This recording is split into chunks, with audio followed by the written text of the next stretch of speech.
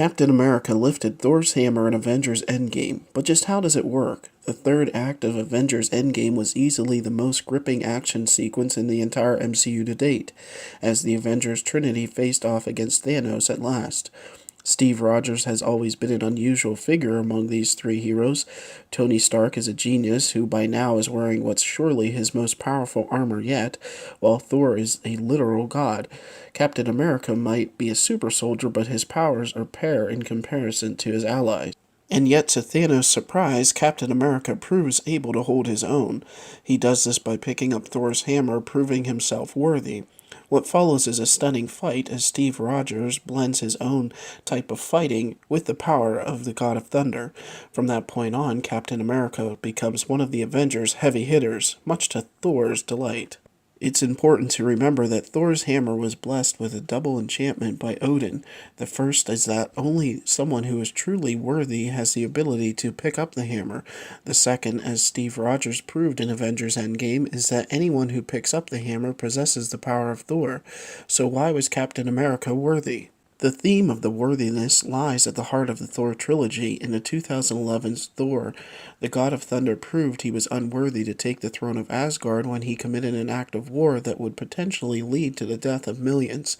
His concern was his own glory for the thrill of battle, and not to the good of the Nine Realms. That was when Odin stripped Thor of his powers and placed the worthiness enchantment upon his hammer.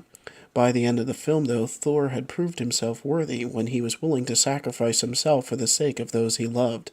This principle was extended into Thor the Dark World when the God of Thunder was again willing to stand as a champion, this time not just for those he loved, but for the entire Nine Realms. The realms saw the Thor battle against Malekith and acknowledged him as a worthy king. In the MCU, then, the worthiness enchantment is tied into a person's willingness to stand up for others, no matter the cost. This is pretty much the same principle as the comics, where Thor's hammer has been lifted by a number of other key figures in the past, most notable Jane Foster. Avengers Endgame confirms that Steve Rogers too is worthy. It shouldn't really be much of a surprise, though, seeing that Captain America's entire life has been self-sacrifice and heroism.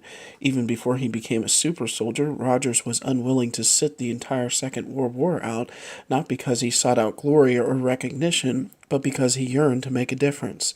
At the end of Captain America the First Avenger, Steve Rogers was even willing to give his own life to protect New York City from Hydra's bombs. Curiously enough, this is the second time in the MCU that Captain America has attempted to lift Thor's hammer.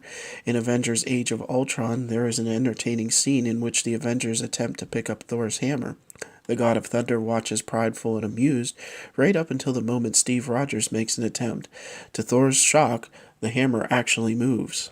Taken at face value, the scene appears to suggest that at least in the Avengers Age of Ultron, Steve Rogers was almost worthy, but not quite. Avengers Endgame suggests another explanation, though, that back in 2015, Captain America felt the hammer shift in his hands and chose not to pick it up. Perhaps he saw the look on Thor's face and realized his friend would be devastated that a mortal was able to lift the hammer. That makes sense. Captain America is a lot less prideful than the rest of the Avengers, and he doesn't really feel the same need to prove himself to others. But in Avengers Endgame, with Thor being defeated by Thanos, Steve knows he has no choice. There have been several occasions when Captain America has lifted Thor's hammer in the comics. The most famous was the Mighty Thor number 390 at the time when Rogers had abandoned the Captain America identity and just called himself the Captain. Thor paid a visit to Avengers Mansion and was somewhat shocked at a very different Avengers team. His visit concluded with an attack by Seth, the Egyptian god of death, and soon he was battling alongside the Avengers against Seth's army. In one scene, Thor was knocked down and his hammer was flung from his grasp. To everyone's surprise, the captain picked it up and wielded it before tossing it straight back to the God of Thunder. So that's our video. What did you think about Steve Rogers holding Thor's hammer in Avengers Endgame? Let us know in the comments section, and don't forget to like, share, and subscribe for more great content.